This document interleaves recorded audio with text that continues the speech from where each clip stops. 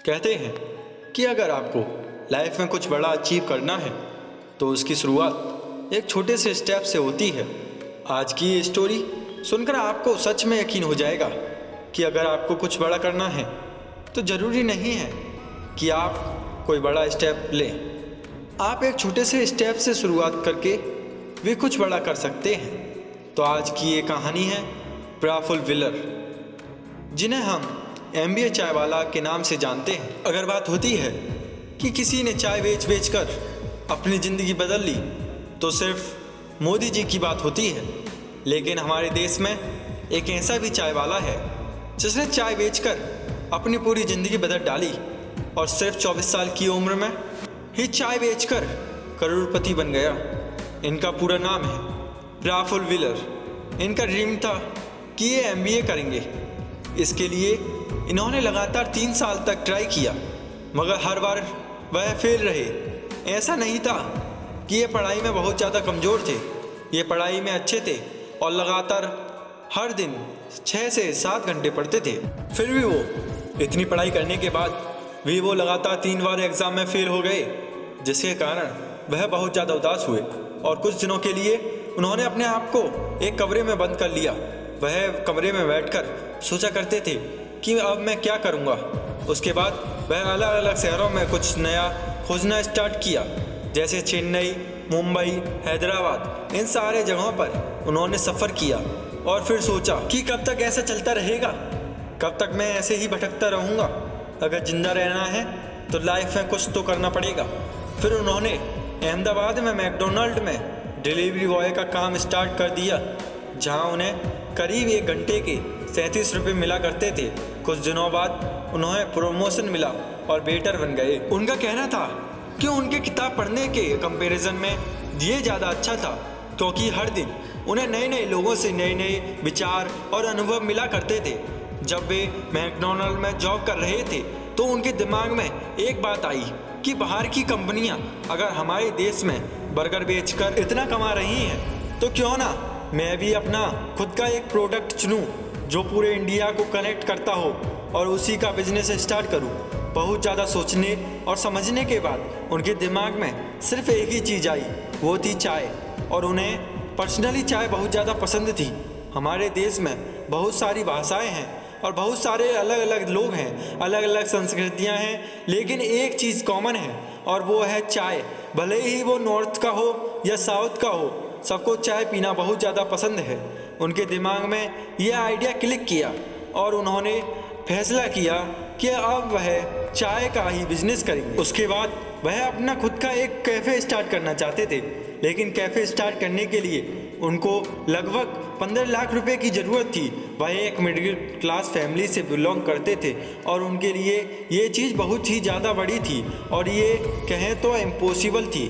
फिर उन्होंने सोचा कि जितना है और जैसा है उसी से स्टार्ट करता हूँ और खुद से बोला dream big but start small. और चाय का स्टॉल लगाने का फैसला किया, जिसके लिए उन्हें बर्तन, स्टॉल और दूसरी ज़रूरत सामान चाहिए थे और सामान खरीदने के लिए उनके पास बिल्कुल भी पैसे नहीं थे। तो उन्होंने अपने पापा से झूठ बोला कि उन्हें कोई कोर्स करना है, जिसके लिए उन्होंने अपने पापा से 1500 रुपये मांगे और उन्हीं पैसों से उन्होंने ज़रूरत का सामान खरीदा और अपना स्टॉल स्टार्ट किया। जब उन्होंने अपने चाय का स्टॉल लगाया तो उनके दोस्तों ने उनका बहुत ज़्यादा मजाक बनाया, उन्हें चिढ़ाया और उन्हें बहुत ही ज़्यादा डिमोटिवेट भी किया, पर उन्हें इस बात से कोई ख़ास फ़र्क पड़ा नहीं और अपना काम उन्होंने लगातार किया। जब उनका पहला दिन था तो पहले दिन उनके पास कोई ग्राहक नहीं आया और उन्होंने एक भी कप चाय नहीं बेचा। फिर उन्हें लगा कि प्रमोशन करना चाहिए, तभी तो लोगों को पता चलेगा और उनके पास चाय पीने के लिए आएंगे। तो उन्होंने अपने स्टॉल का प्रमोशन भी किया, लोगों को बताया कि मैंने चाय का स्टॉल खोली है और आप आइए मेरे यहाँ चाय पीजिए। फिर दूसरे दिन उन्होंने 5 कप चाय बेची, जिससे उन्हें करीब 150 रुपये मिले। वह सुबह 9 बजे से शाम 6 बजे तक मैकडोनल्ड में काम किया करते थे और वापस आने के बाद शाम को 7 से 11 बजे चाय बेचते थे। उनके चाय बेचने का तरीका दूसरों से थोड़ा अलग था। वह अपने कस्टमर से अंग्रेजी में बात किया करते थे, इसी कारण वो लोगों के नज़रों में आ जाते थे और हर कोई उन्हें नोटिस भी करता था। लोग सोचते थे कि यार ये कौन लड़का है जो चाय बेचता है और अंग्रेजी में बात करता है। फिर अगले दिन दुकान खोलने से ही पहले कुछ लोग उनका इंतजार कर रहे थे। लोग उनसे मिलना चाहते थे और उनकी कहानी जानना चाहते थे। उस दिन करीब उन्हें 600 रुपये कमाए। उसके अगले दिन 1200 रुपये कमाए, फिर 4000, फिर 5000। ऐसे ही करके उनकी ग्रोथ बढ़ती रही। फिर जब वह अपनी चाय की स्टॉल से अच्छे पैसे कमा रहे थे तब उन्होंने मैकडोनाल्ड की जॉब को छोड़ दिया और पूरे दिन चाय बेचने लगे।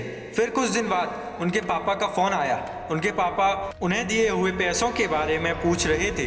तब फिर उन्होंने अपने पापा से झूठ बोल दिया, जो कि अच्छी बात नहीं है अपने घर वालों से झूठ बोलना।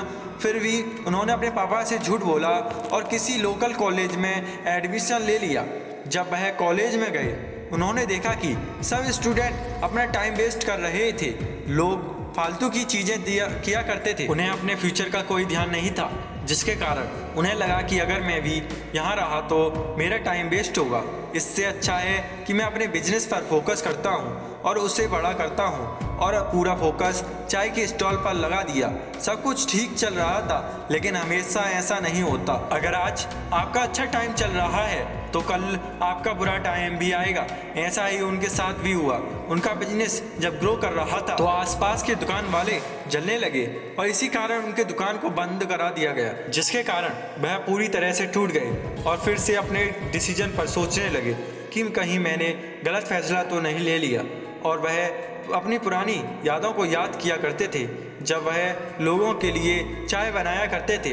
लेकिन जो उनके अच्छे कस्टमर थे वो उन्हें इंस्टाग्राम पर, फेसबुक पर मैसेज किया करते थे कि आपने दुकान क्यों बंद कर दी, और उन्हें बोला करते थे कि अपनी दुकान फिर से स्टार्ट कीजिए। फिर उन्हें लगा कि अच्छा रेस्पॉन्स आ रहा है, क्यों ना फिर से स्टार्ट किया जाए। उसके बाद उन्होंने अहमदाबाद में जगह ढूंढना स्टार्ट किया जहां से उन्हें कोई ना भगा सके, और उन्होंने हॉस्पिटल के सामने एक जगह किराए पर ले लिया, जिसके लिए उन्हें 10,000 रुपये महीने देना पड़ता था। जब उन्होंने अपना नया स्टॉल लगाया तो उन्होंने अपने दुकान का नाम रखा MBA चाय वाला। इसका पूरा नाम था मिस्टर विलर अहमदाबाद चाय वाला। इन्हें अपने नाम के कारण बहुत ट्रोल झेलना पड़ा और लोगों ने इनका खूब मजाक बनाया, लेकिन इन्होंने इस बात की परवाह नहीं की और अपना काम करते रहे।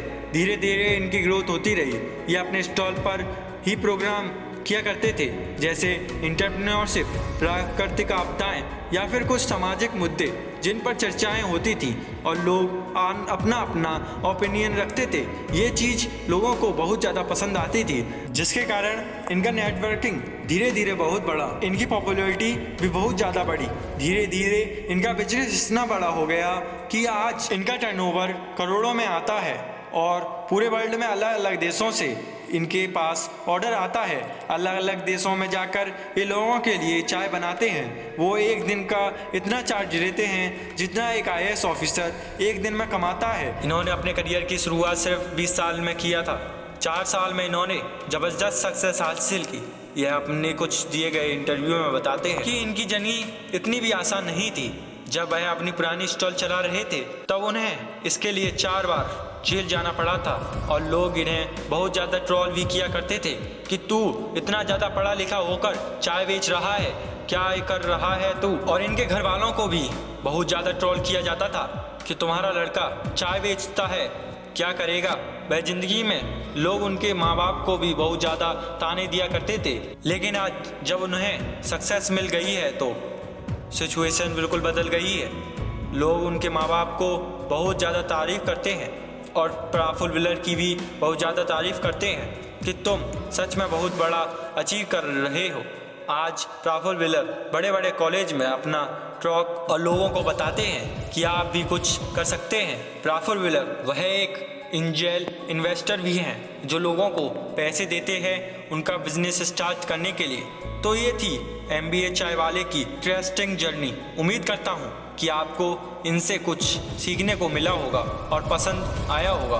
और इसी तरह की सक्सेसफुल स्टोरी सुनने के लिए हमारे चैनल को सब्सक्राइब करें और हमारी वीडियो को लाइक करें और शेयर करें। जय हिंद, वंदे मातरम।